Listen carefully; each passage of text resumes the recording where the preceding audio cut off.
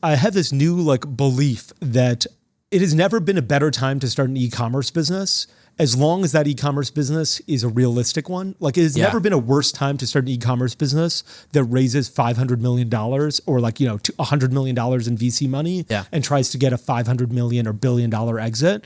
Those are becoming exceedingly rare and unique in a way that they might not have been. Like it's really hard to start. Like I don't think another Dollar Shave Club will happen, or like it won't happen every year like it sort of did with Dollar Shave Club and with Away and Glossier and all those types of businesses. Yep. I think those days are not over completely, but it's becoming much harder to do. For 99% of ideas, I think it's gone. This is episode 12 of season 1. This is the final episode of season 1. Last episode. Super excited. We've actually recorded. Kind of sad. But we're going to keep doing more. We're going to keep it. So, yeah. We've recorded 14 of these. This is episode 12. We didn't love the quality of 2 of them, so we haven't published them, and I think we're not going to. But maybe on OnlyFans? Yeah, that's right. Limited supply OnlyFans? On my it's going to be the soundtrack of my OnlyFans, my personal. But anyway, we've got a bunch of stuff to talk about today. One is the Figma acquisition for $20 billion, which is crazy because you tweeted at them like 2 seconds before they announced that they're selling. Yeah. 2 is Harley. We had him on for a 2-part episode the last couple of weeks, and it was great. That was the first time I've ever met him. I think it's the first time you've met him as well. First time I've really engaged in meaningful conversation with him. Really enjoyed it. I think he's fantastic and so engaging. He's not like, he's really in touch with the details of his business, but we'll get into it as well. You just came back from an e-commerce event, e-commerce Fuel Charlotte.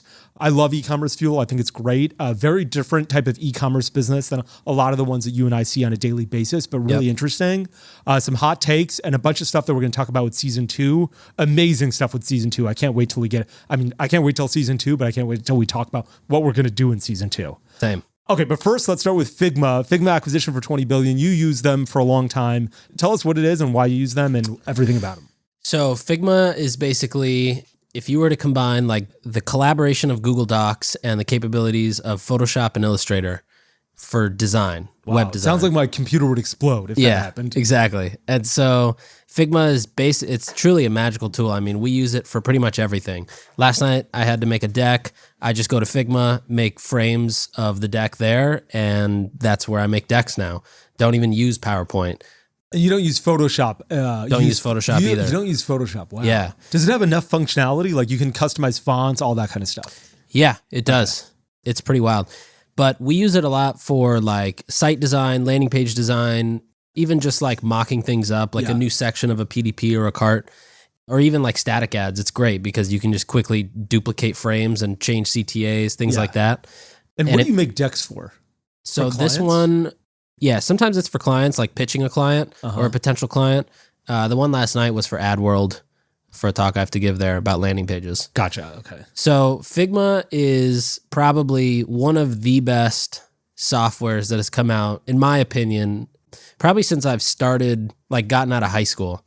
It's such a great tool. Like it's so intuitive from a design standpoint and its own UX as a software. But what's also interesting is, so Adobe just bought it for $20 billion, which is about 50 times the top line revenue. Adobe claimed that they expect Figma to do $400 million this year. They raised $330 million, which sounds absurd, but compared to their revenue and their exit, it seems like they didn't raise that much, to be honest. Yeah, $20 billion is a fucking insane amount of money. That is crazy. That's crazy. Yeah. Now, and supposedly the last round was a year ago, and it was at $10 billion. So, I mean, the guys who invested a year ago double their money. Right, which is wild. Yeah. Now, one thing I caught that you alluded to was I had tweeted the CEO. I realized, so we got like our Figma bill for hooks. And in hooks, like, we do the wireframe and the copy, and then we send it to the clients for review, and we just send them a Figma link. And we get our Figma bill, and it's like $1,000. And I was like, how are we paying $1,000 for like software that's supposed to democratize design? That makes no sense. It's the opposite of what it's supposed to do. That's hilarious. It's like the YMCA being like, we welcome everyone, and on Sundays we're closed. We're keeping kids off the street, but not on the weekends. Not on the weekends. And so that's pretty funny. So I hit them up and I'm like, hey, how is this coming out to be so many users? And that tweet got so much attention because everybody else was like, wait a second. I'm checking my bill. I'm also paying 3 times more than I should be, or 5 times more than I should be. And basically what they do is like, if I send you a Figma link and you click it and just open it, it now adds you as a billable user to my enterprise account. So it's like, it's not only just a basic account, but like the professional account I get, I have to pay for you. Wow. So if you ever tweeted a Figma link, they're charging $10,000 based on that tweet. Yeah. Goodbye to your bill. Yeah, that's crazy. And I think as a result of so many people like replying to that tweet and being like, wait a second. Yeah. They got in touch with me and just called me and they were like, we're so sorry. We want to figure this out. And so I ended up getting a refund on both Sharma Brands and Hook's Figma accounts. But then I was like, damn, think about how many people that just are never going to hear back and never get a refund. It's pretty fucked. Yeah. And a lot of people don't even realize it. I mean, you're I didn't realize it for a year. Yeah.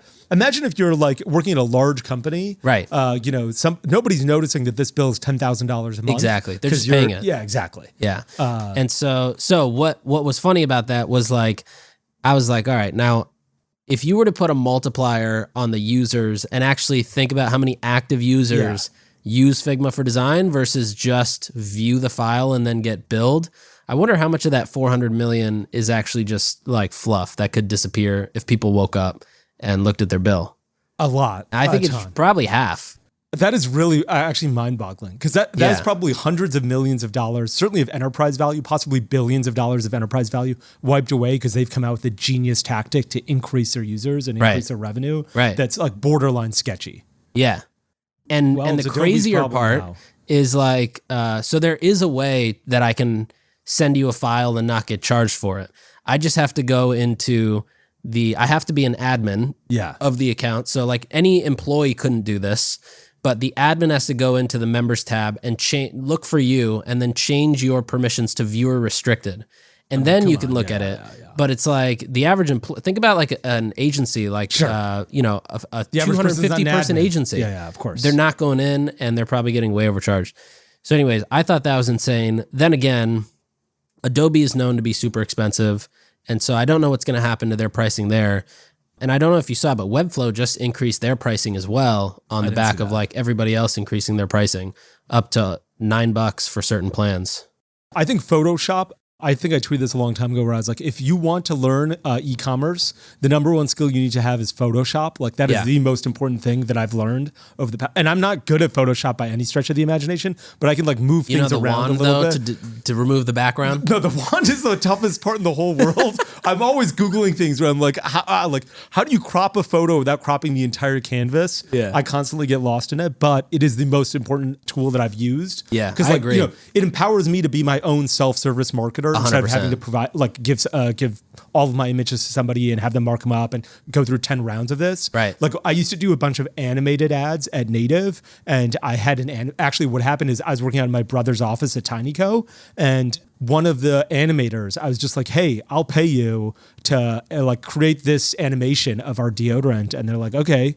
And I was like, this is amazing. I'm like randomly working out of this office. You're a rock star animator for $300. You just did this for me over the course of a day. I can sit right next to you and do it. And tomorrow I don't have to keep you on my payroll. It was really fantastic. But I think Photoshop's an amazing tool. Going back to like high prices, I'm not sure what Figma will do. That's tough that Webflow did that. But I think it's really like the prices e-commerce businesses pay is astronomical. It's insane.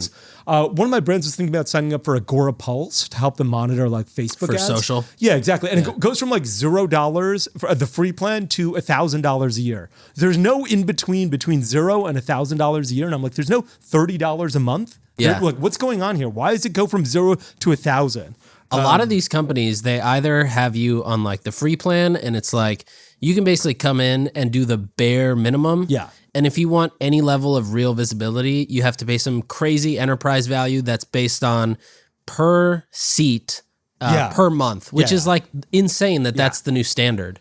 It is crazy. Imagine if Amazon Prime was like, oh, you have 4 people in your household? That's $8 a month per person in your house. It's ludicrous. Yeah, that is or even Netflix was like, you have actually 20 TVs signed in here. We're and like, okay, 7 of your exes. Yeah. Are there any good ways to get have you found discounts in any ways? I guess before we get to that, one I'd love to mention, like you're saying, hey, you audited your Figma account. Yeah. Everyone here should audit their 3PL account. We were just talking about this. You know, your 3PL is cheating you. I absolutely guarantee it. Please audit that account. And they'll be like, oh, we can't believe that we made all of these mistakes. We're so sorry. And next month you'll see them all and they're like, what a coincidence. We keep doing this. Yeah. But they're going to be doing it. So please audit your 3PL account. Are there any discounts you found where you contact a company and you're like, hey, can I negotiate this price? And they're negotiable pretty quickly? Yeah. Well, also right before that, on the note of the 3PL, another app to just download and connect and pay like $5 a month for is called Truebill. And it'll just show you all the recurring purchases. That's so funny. The one on top of like the taxis, you know? Yeah. I saw this great meme that said, I had 8 recurring bills, so I signed up for Truebill. And now I have 9. Yeah, that's right. That's what Truebill is. Literally. And Truebill is so smart about it too. In the effort of like, oh, we're going to look into your bank account and help you figure this out. They don't take your credit card. They take your your routing and account number. So it's so hard to cancel. It's so hard to cancel. Yeah. Okay. But I saved like a lot of money just opening it up. So okay. It's so definitely where can you get discounts? Like you can't, DM Harley and be like, hey, give us a 10% discount on Shopify. Where can you get discounts? Yeah. In fact, like Shopify and Klaviyo, and then companies that use other technology, like PostScript lives on top of Twilio, for example. Yeah. Those types of businesses, I mean, the ones that use other tech or specifically Shopify and Klaviyo are very hard to get discounts from.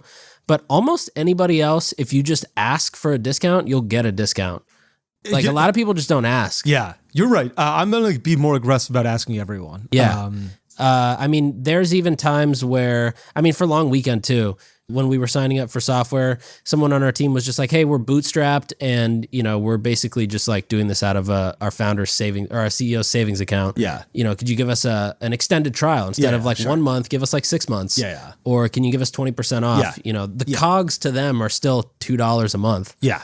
For server costs. Yeah. Far less than $2 a month, like 2 cents a month. Maybe 20 cents. The one place that I've been successful at is Stripe discounts or like credit card processing. Which is crazy because like no one else can seem to get in touch with Stripe. Really? Yeah. Who do you call? What do you email? I know their email address off the top of my head, support@stripe.com. And what do you say? I say, hey, I just got more revenue. I hit a milestone. Like I hit my first $1 million. I'm at $1 million ARR now. Yeah. I need a discount. Or I'm at 10 million, I need a discount. Or you know what? Or like, I'm going to move to authorize.net, or I talk to authorize.net and I'm like, hey, I need a discount. I'm going to move to somebody else. Like you're offering me a commodity service. Yeah. And sometimes they'll give you bullshit things where they're like, oh, but we help it so that if a subscription is renewing and the card is expired, we're going to try and save that subscription. And I'm like, look, in e-commerce, the churn is 50% every year. Okay. Yeah. There's no chance that the card, I've gotten to the point where the card is expired. Okay. Yeah. My subscription has not lasted that long. There is massive amounts of churn in these businesses. So that's not a value add here. I just need you to process the card for as cheap as humanly possible. Yeah. Take all of the other services away. Don't even provide me a website. Provide me a handwritten ledger and put it in the mail once a month if you're going to reduce. My mom, we were buying this Honda Odyssey. I have this great story about my mother. That is, by the way, that is the like rite of passage minivan for any Brown family. Yeah, that's right. That's first generation. There was we were buying a Honda Odyssey and I was there negotiating it and it didn't have keyless entry. And so I was like, I want a $500 discount and keyless entry. And they're like, you can have one or the other. So I called up my mom and I was like, which one do you want? You're going to get the Odyssey. Do you want the keyless entry or a $500 discount? She's like, ask them if they take off the door, can we get a bigger discount? Like, we don't need the doors on this Honda. That's perfectly fine. And so like, it was like very clear that she wanted the $500 discount. And I'd morally, if she's like, I did a poor job raising you as a son if you don't know the answer to this question. That's how I feel about Stripe and authorize.net, where I'm like, take off all of the services you've got. Yeah. I don't need any doors to this. Yeah. And that's the one place I've had success. That's funny. Okay, let's switch gears because you got to keep moving and talk about Harley. Harley was amazing. He was. So much information. Like he knows so much about what's going on. This was the first time I was shocked at how much he knew about the exact micro things going on at Shopify. Yeah. Not just macro and not just like sitting in this, presidential office. Yeah, exactly. He was in the weeds with the business, which was amazing and makes me super impressed that he's that knowledgeable, that good of a salesman about Shopify and that in the weeds. Like he's clearly understands the business really well. Right. So one, I really respected him, and I thought a lot of what he said made me question my own beliefs about Shopify, where he's like, look, we're trying to build things that 90% of stores want or 100% of stores want. So when you talk about sales tax, that's far along, only 55% of stores are in the are in North America. So doesn't meet our criteria. Neither does maybe the post-purchase upsell or a subscription app, because not everybody, Allbirds is on Shopify. They don't have subscriptions. Right. And so that made me question what I was thinking, and really made me understand the scale of the business a little bit better and think, what? I was like, I'm thinking small. The one place where I was pushing back a little was Shopify Fulfillment Network. I was like, you're trying to build things that 100% of people want or 90% of people want. And yet I would guess less than 1% of people are using Shopify Fulfillment Network. Yeah. I don't understand how he, says, hey, we want something that everyone can use. And also we think Shopify Fulfillment Network is a really good step in the right direction for Shopify. So he didn't share how many stores revenue-wise are under 1 million or under 10 million. Yeah. I would actually guess majority of them are. Oh, yeah. And I don't think those are the ones that are also using a 3PL at all. I think a lot of them, as far as I know, a lot of people, even at this e-commerce fuel event, they have their own kind of fulfillment setup. It's kind of a weird thought to them to ship it to somebody else to just slap a label and ship it out. Yeah. Yeah. So I'm really curious as to who uses that. I get the whole concept. It's the same reason if you get a computer watch, you get an Apple Watch because it works with your iPhone, it works with your laptop. So the concept makes sense of SFN, but I wonder what the real advantage is. Kind of like with Stripe. What is it actually doing without all the bells and whistles that nobody uses? Yeah. Going back to Stripe really quickly, Stripe actually is way better than Braintree. There are a few bells and whistles that actually matter, it turns out. I've worked with both of them now, and I'm like, okay, Stripe is a better product for sure.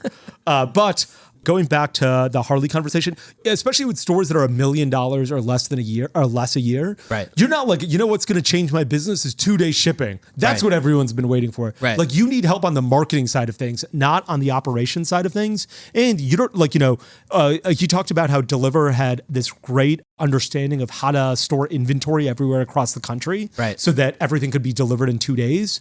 Well, look, if I'm doing $1 million a year or $100,000, less than $100,000 a month, it's probably not that important that I've got, I don't need a 2 units stored in Missouri, 3 units stored in Kentucky, right. 1 unit stored in Maine, 1 unit stored in North Carolina. Probably all of my units stored in the middle of the country or even California or Connecticut or something is probably okay. So I didn't understand that. And I still don't think that I am as bought in as he is about Shopify Fulfillment Network, but time will tell, I guess. So the thing that didn't make sense to me is when we were talking about the apps, subscription apps, review apps, loyalty, card upsells, the things that we almost think, even something as simple as not as simple, but something like attribution or a triple whale type thing. In my mind, those are probably the same. It's probably the same level of people who need that also need SFN. I think it's far more that need that than need SFN. But agreed. Yeah. And that's more bits, right? You're writing software, which you guys are good at, and right.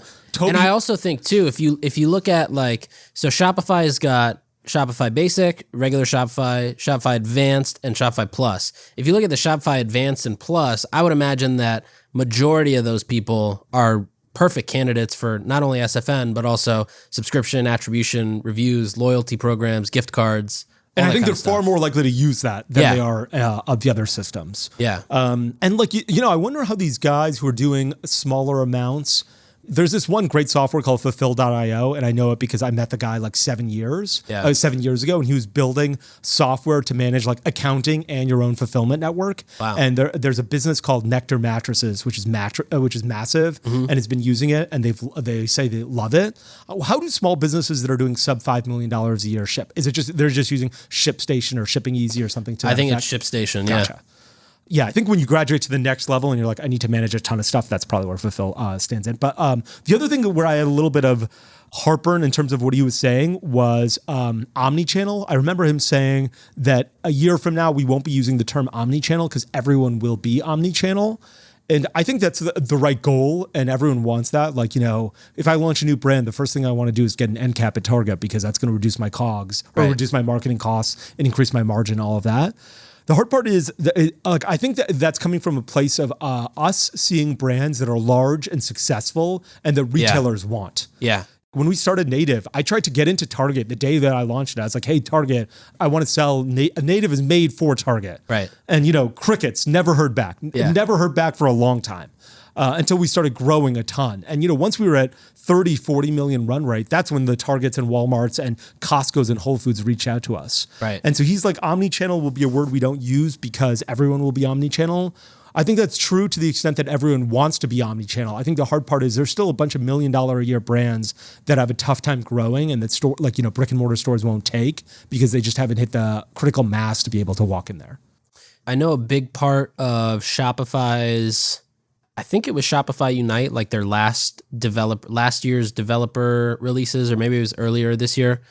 Whenever they announced the checkout extensions, a big part of it was like wholesale online, using your existing Shopify store, but creating a version of it that's for wholesale. Mm-hmm. And I wonder if that was what he was referring to, is like, Shopify is going to make it so easy to wholesale your product to mom and pop shops. I know Faire is also a big partner of theirs. Yeah. And like, you can pretty much turn on Faire and start selling to like random gift shops on the boardwalk of New Jersey. Yeah. But I agree. I think anybody at Shopify talking about omnichannel being like the default is like anybody at Meta talking about VR is going to be the default. Yeah. And like anybody at like Virgin Galactic thinking that like people are just going to fly to space for fun. Yeah, that's right. Yeah. Yeah. Completely agree with that. Okay, let's move on because we got to keep moving. Oh, okay. So last night you got back from e-commerce Fuel, Charlotte. Correct. Tell me what it was like. So first of all, Charlotte is a beautiful city. Is it? Like it's so clean. It's so bright. The sky was so nice and blue. The grass was so green. The people looked normal. The people were super nice. Wow. And like sometimes values. You go to a city and you're like, all right, these people look kind of off. Yeah, everywhere in California. That's how I feel. Like LA area. Yeah, didn't have that here. Everybody was super friendly. So e-commerce Fuel is this online community that you can get. You can essentially apply to join. So what's funny is I have actually done a bad job of spending a lot of time in the forums. Yeah. Or even just doing research as far as like who are all the merchants, what types of merchants. Yeah. So I was thinking like going into this thing, first of all, they asked me to speak yesterday on like, Andrew said, just come speak on issues of acquisition or issues that brands are facing around customer acquisition. Got it. I was like, all right, I put together a whole list of things that I think are issues. And then I made a whole list of solutions to all those issues. What was the biggest issue that you put on there? One of the biggest ones was probably just like people don't optimize where they send their traffic to. For example, landing pages. Most brands send traffic to their homepage, which even if you have the most optimized homepage, you're speaking in one way. Bananas. And so that was a big one.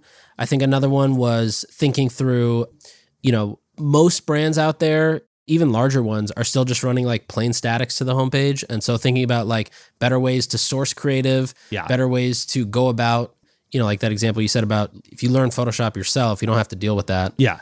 But creative sourcing, of course, like iOS 14 is still a topic that people think is like novel. So anyways, a lot of that was basically what I was talking about. Gotcha. And the funny thing was like, so I spoke in the morning for about an hour and a half. Then I had to leave to take some calls. And then they went on a tour of a FedEx facility, which is sick. And I came back around dinner time.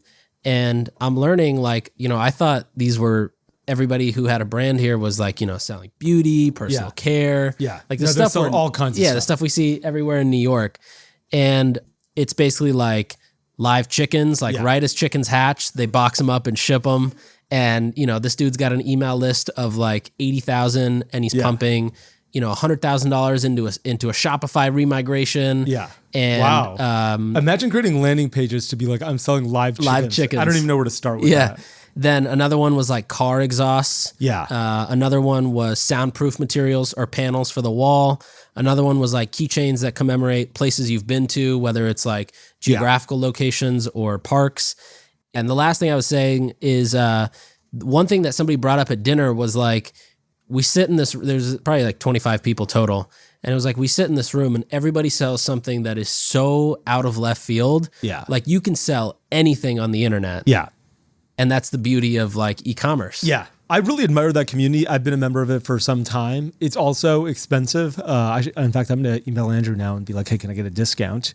But what I really like about it is that it's just a ton of diversity. And what I also like about it is I have this new like belief that it has never been a better time to start an e-commerce business, as long as that e-commerce business is a realistic one. Like, it has never been a worse time to start an e-commerce business that raises $500 million or like, $100 million in VC money and tries to get a $500 million or $1 billion exit.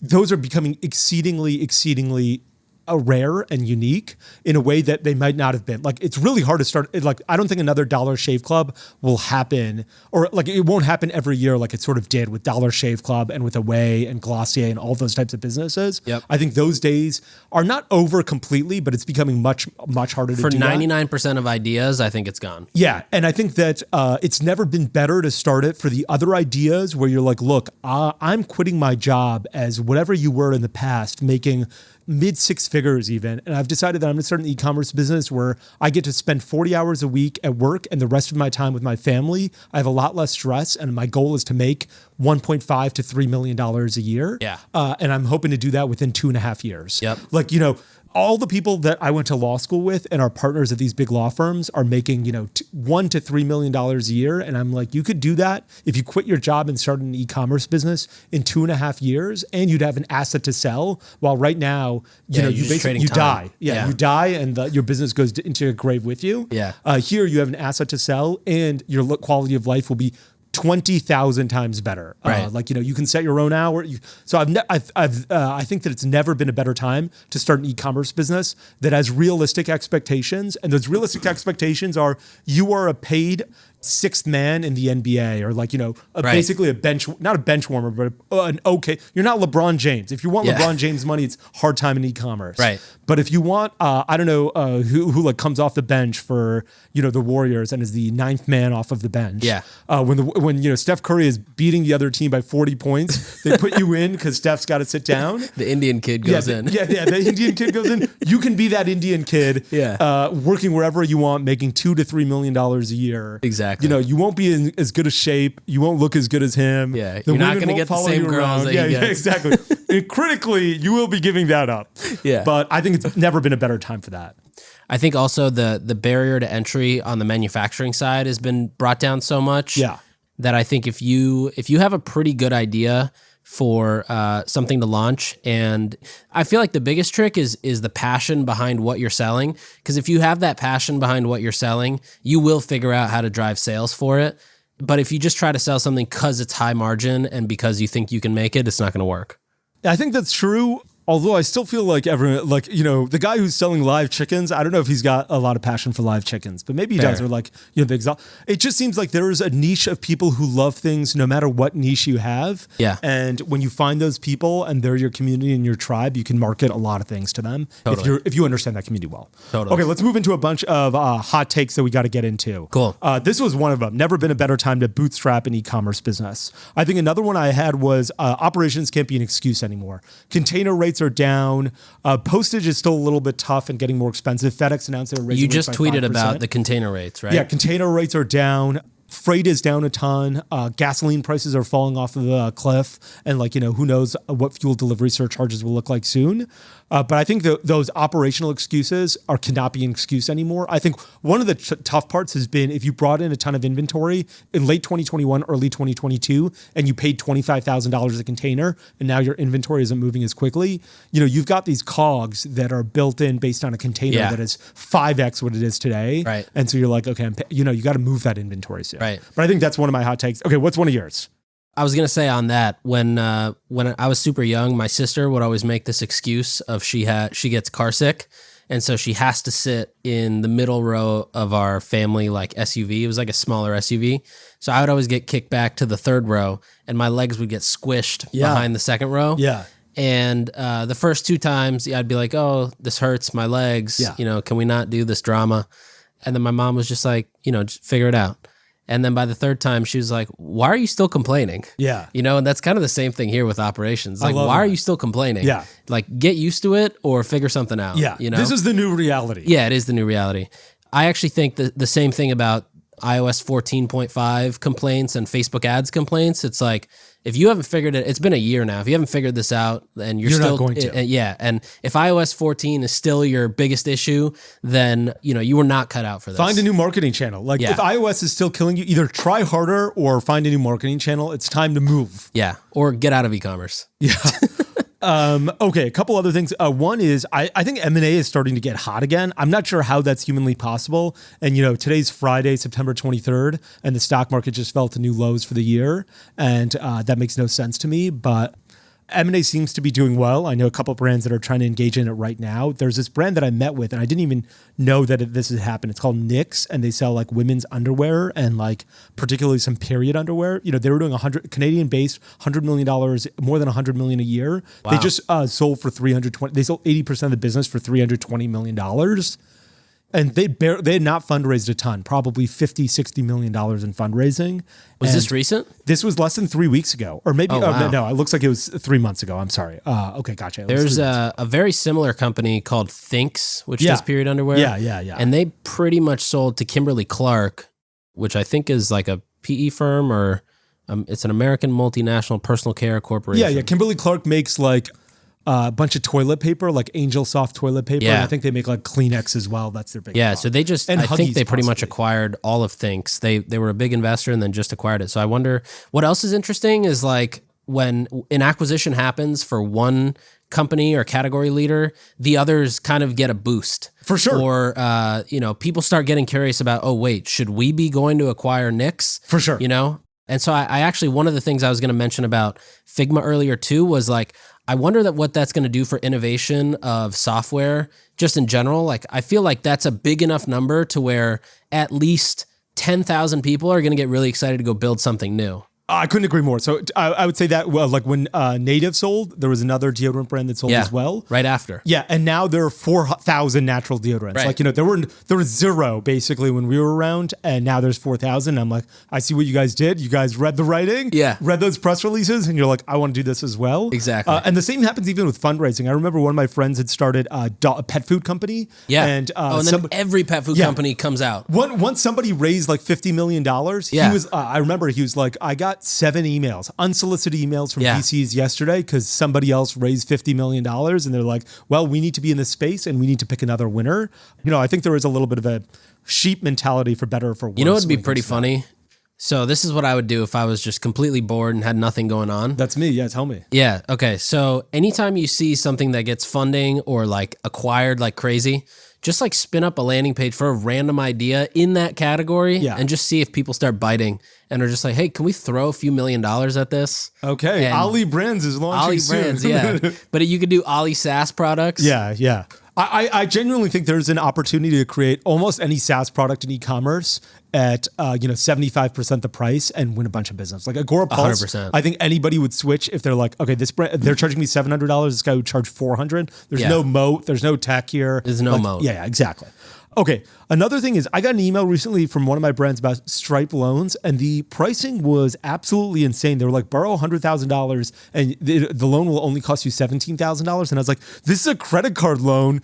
And it's not just Stripe. PayPal has done it. Braintree has done it. I'm not sure who else is doing this, but it's basically like crazy interest rates. Yeah. Like I thought it was like a credit card like loan where I was like, wow, this is, and those credit card loans often people think of as like a tax on the poor.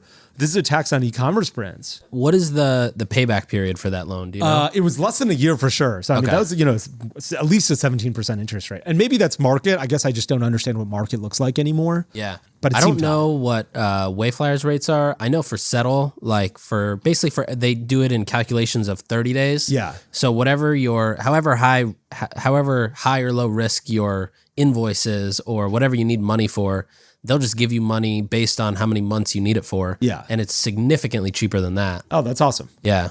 But the one thing I'll tell you is I moved a bunch of my personal money into like US bonds today. Oh, yeah. I was like looking at them and all of my money was earning like 1% interest as of yesterday in US bonds, which are, basic guaranteed by the federal government and therefore impossible to default. Right. Like, you have no idea if Uber is going to pay you back your money, but the US government will. They're yielding 4 to 4.5% as of right now. So like today, I was reading an article on the train ride over here. 6 months ago, the bond was yielding 0.3%. Now it's yielding 4.2%. Wow. The U.S. government is paying 4.2, and 6 months ago they were paying 0.3%, which is absolutely bananas. How did that go up so much? I think the Federal Reserve has been raising interest rates, which causes everyone. And so that made me think maybe the Stripe loan isn't that crazy, because if the federal government has to pay 4%, maybe I should have to pay 17%. Yeah. But, it made me rethink everything, where I was like, wow, interest rates are going up a lot. Like borrowing is going to become a lot more expensive. After watching this gas station YouTube video I was telling you about, Yeah. I can't help but think when gas prices go up, the government makes more money and they can pay you that 4%. Yeah, I'll tell you actually what it is. When gas prices goes up, nobody makes money in the gas station world. And I can tell you this from 10 years old to probably I stopped. My last transaction was probably at 27 years old. I did it for 17 years. Yeah. And you put me in front of a gas station, I'll be able to use the gas station register better than I can my Apple keyboard. Okay, that's how ingrained it is in my childhood. It's your Bloomberg terminal. Yeah, that's right. It's my Bloomberg. And if anyone listening to this has used a Ruby register before, I can use it better than I was so fast at it. I was basically a full transaction ahead. Like I'd done a transaction and it was Who doing needs it. Shopify when you have Moiz Ali? That's right. I was already ringing up the next customer, and the register was still like doing the last transaction. Yeah. And I was literally putting everything in it. The gas station was catching up. But when gas prices go up, no one makes any money because like you're slow to raise prices. Mm-hmm. Conversely, when gas prices go down, you're slow to bring prices down. So when prices are going up a ton, all of the gas station owners are making nothing. And when prices come down, you're sort of slow to reduce prices as well because you're looking at competition. That's kind of where you can get it. And that's where you're making all of your margin. Got it. On the way up, you lose everything. On the way back down, that's where you make money. Interesting. Okay, let's switch gears from gas stations. I was going to give one more. One last take. Yeah, please. Hot take. I think a lot of brands are about to go out of business after. So this year, I think the rest of the year, people are going to ride the promo wave. Yeah. And then I think come January, February, I think not everybody, a lot of brands are going to be looking to sell and transition hands or figure out how to flip it or sell it to something like Open Store and just get it off their hands. That's a perfect transition to the season 2 stuff that I wanted to chat about. Remind me before we stop this, I want to talk about discounts on Facebook ads. I kid you not. Perfect. I've never used the word coupon code and Facebook ads together, but I want to talk about that before we stop. Awesome. Okay, so Q4 predictions. You think people are going to go heavy discounted? I think heavy discounting, and I think a lot of people are going to try to sell through a bunch of inventory that they didn't sell through. Yeah. They're not going to just push their best-selling or top 10 products or top 5. I think you're going to start seeing brands pushing things that you didn't even realize they sold before. Yeah, that's funny. Yeah, a great way to do this is like a mystery box. Basically say, hey, you're going to get $250 worth of goods for $100. You don't know what's inside of it. And in that $100, you put a couple items that everyone would want from your top 10 list and a bunch of items that you don't know, like, SKUs, variations, sizes of, shoes is a bad idea, or clothing or hats, where you're like, this is a hat that not everyone's going to love, but let me bundle this so you get $250 worth of products. Right. You're excited. It doesn't bring down the price of the main items in there. I think it's a great way to do it. Yeah. For Hintwater's Black Friday, pretty much every year since 2017 has always been this 9 for $99, and it's 9 cases of water of different hint flavors for $99, and it's like 3 of the top flavors and then 6 of everything that just like didn't sell. Yeah, but their perceived value is so 200 or something. Yeah, I think for Q4, this is not going to be a 2020 Q4. Yeah. In 2 ways. One is if you're expecting 2020 sales, I think it's going to be really tough. And 2 is I don't think there'll be as many shipping problems. Like, 2020, FedEx would come to a 3PL and be like, hey, you've got 3 truckloads worth of stuff. I can take 1. So pick whichever truckload you want us to take. Everything else is staying here. You won't have those problems this time, but I also think sales will be a lot tougher. I think you're right. People will promo because they're going to be like, look, I bought all this inventory in late 2021 and in early 2022. I had to pay all these expensive freight transportation costs to get it. I need to get rid of it now. And I think that's the case, but I think the market is going to, I think the market is already suffering today. The Dow just hit the new low for the entire year today. Yep. Facebook stock is like $130 a share. Shopify is worth $35 billion. I think a lot of people's pocketbooks are going to suffer. So I think that might translate into some Q4 issues. Agreed. Okay, let's talk about other season 2 stuff. One is we're getting Keith, who started Open Store. And PayPal. And PayPal. Yeah, he's in the PayPal mafia. Yeah. He's actually an investor. He is an investor in my brother's business basically a century and a half ago. And I remember my brother had lunch with him at some point, and Keith was like, I've invested in, I don't remember how many it was, I want to say 16 unicorn businesses. And everybody says that. And he's like, but I invested in them in the seed round. That is how good a fucking investor he is. Yeah. And I've heard the Airbnb folks were like, when they were raising from Andreessen Horowitz, Andreessen was like, no pro rata for anyone. And they're like, no, Keith gets it because he is super helpful and we're going to fight for him. And he got it. And, amazing. I've heard really spectacular things about him being an investor. I've also heard spectacular things about him being a workaholic, where he's like, hey guys, it's Friday. You should expect to leave at Saturday at 4 a.m. because we have to launch these 15 products. And you're just like, what the fuck? Yeah. And he's like, no, I'm going to be here with you guys. I don't know when he sleeps till Saturday at 4 a.m. No, then he has berries. Then he has berries. That's right. Yeah. I'm really excited about this. I'm curious to understand what open store is like. The Amazon aggregators, I understand their business. We're going to ride the tailwind of Amazon. Right. Amazon's going to grow. And it's usually like simplified commodities. Yeah, exactly. And so we're going to grow with Amazon, and we have this moat of reviews, and that's going to help us. With Open Store, they're buying Shopify businesses. And first, those Amazon aggregators, Thrasio, I know for a fact their stock is down 90%. Yeah, tanked. I don't know how others are doing in the space. I know Thrasio is tanked, and they're the bellwether probably for the Amazon aggregators. Open Store, I don't know how you're going to do this with Shopify. Who's going to create the Klaviyo emails that you don't need to do within Amazon? Yeah, I mean, sales tax, Klaviyo emails, the text messages, the Facebook ads, like the creative. It's all so different. 3PL problems, credit card processing. Yeah. It sounds like a nightmare. I'm really curious to see how it's doing and what his plans are. I remember at one point it was mentioned that they were going to basically turn this into a marketplace of some sort. But I'm really curious to see. I mean, I think there's one brand that they bought where they bought it and I was really excited to see what they plan to do with it.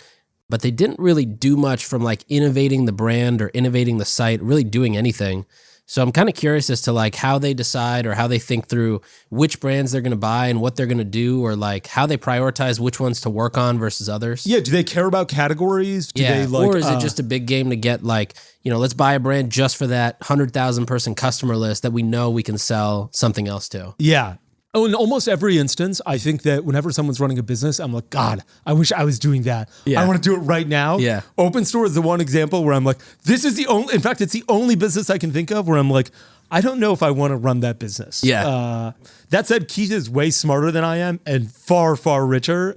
So he must have an idea of why this is going to work. Yep. I just love to hear it because I'm excited to hear that. And I want to know, like, am I missing the boat on this? Yeah. And I'm in this space to a greater extent than he is, because he's also got like Open Door and, an investor in 1,000 brands, and he's in the Founders Fund. So am I just missing it? And I want to hear what his hot takes are about this. Yeah. He also has that Kanye West energy about money or about just conversation where, Kanye said the other day, he's on CNBC or something, he's like, I'm not going to argue with people that are broker than me about money. And Keith comes off pretty much like that as well. So I'm really excited to take. Same. It's so refreshing. It's the best part. You just don't understand this. Not enough people say that, and it's so refreshing to hear that kind of stuff. Yeah, fully agreed. Okay, finally, I want to do a call for new guests. We don't really have guests on our podcast often, and mainly it's because we don't want PR bullshit guests where people are like, my business is the best, and we are so smart. We don't want to hear that your Facebook ads are killing it. Yeah, we know you're lying. Yeah, that's right. If you say your Facebook ads are killing it, you're going to have to open up Ad Manager in front of me, and I will look at it, and you are lying. Yeah, that's the other truth in life. And so we want guests who are going to be honest about business and who are transparent about their business. And we understand that's not for everyone. And so if that's not for you, you're probably don't not even the right reach guest out for us. Yeah, but if it is for you and you're like, look, this is my business, I want to chat about it with you guys. I want to get ideas about how to make it better. Right. I want to be honest about where it is today and how to improve it and what our strategy is. And you'll be on the #2 marketing podcast in India. What more could you want? Yeah, actually, we're number 6 in Canada today, and number 20 in the US. Let's go right now. So, and with Harley, I think we'll go up a ton. Yeah, so I'm really excited about it. We want guests who are building e-commerce businesses, who understand their business, and they want to talk about all the failures too. Everything that went wrong, hiring that went wrong, logistics that went wrong, your funding and cash flow situations you completely fucked up. Everything. And you better understand your business. I don't want people who are like, I don't know what my CAC is. If you don't know what your CAC is, get the fuck out of here. You're just going to make me angry. Yeah. And what's the best way for people to reach out? I guess just DM us on Twitter. Yeah. Okay, right, great. Cool. My DMs are open. I think yours are too. Yeah, I'm at Moiz Ali. You're at Mr. Sharma? Mr. Sharma. So great. DM me, DM Nick, and we will do a new guest if you're transparent. And if you're not, you will be one of those 2 episodes that we have hidden because we want, not that those people weren't transparent, they were, but like we want more transparency. We want people running businesses and who want to talk about them. And so super excited about that. This is the end of season 1. We've done 12 episodes here. I've actually really enjoyed this. This has been a ton of fun. This is like the one thing I look forward to on my calendar. And I got to say, the other thing that I love is every time I refresh Twitter, there's something new. Yeah. And it's a result of the pod. People listening to this podcast. For sure. I love that as well. So I get the high. Yeah, me too. And we come in here and we've got an agenda and I feel like we stick to 20% of it. And then we're like, wait, this is something new that's more exciting. But before we get to the end of the season, I want people to tweet about things that they loved about season 1. What should we do more of? What did you like that we did? What did you hate? Yeah. Also tweet at what things that we really sucked at. I love seeing what people don't like about our podcast. Yeah. For instance, one of the things is we kept talking about like an Andrew Youdarian tweet thread. Yeah, we never got to it. Like we talked about it for 4 episodes and we're like, it's on the agenda for the next one. And we never got to it. And that people were like, is this a running joke? Same with the subscription one. The same with the subscription app. Yeah. We've got to get to that as well. So if you liked anything, please tell us about your favorite moments. Please tell us about your least favorite moments. Tell us what we can do better. We're excited to do season 2. Follow us on Twitter so you can see when season 2 comes out. Make sure you're subscribed. We'll be loud about it. Thanks for listening, and we'll see you next season. Thanks for tuning in. We'll be back next time to cut through the noise in CPG, retail, and e-commerce. And if you enjoyed this episode, then why not share it with a friend? And be sure to subscribe on whatever platform you listen to your podcasts on.